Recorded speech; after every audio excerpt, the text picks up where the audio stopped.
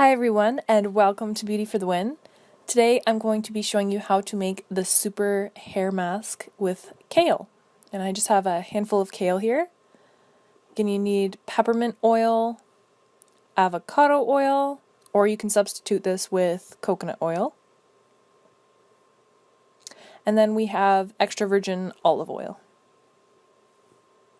So we're going to take a tablespoon of the avocado or coconut oil, and you want to make sure to drizzle it over top of the kale and just kind of pat it down on the kale.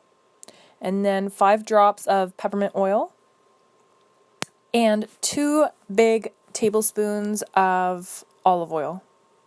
And same with the other oil, just drizzle it over top of the kale.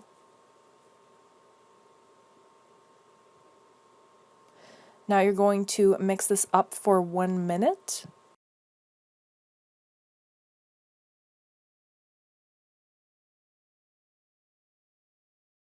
And now that it's been sitting, you want to massage the oils into the kale as much as possible. And I'm doing this for roughly a minute. And now it's time to take the kale leaves and completely drench your scalp and your hair and all of your ends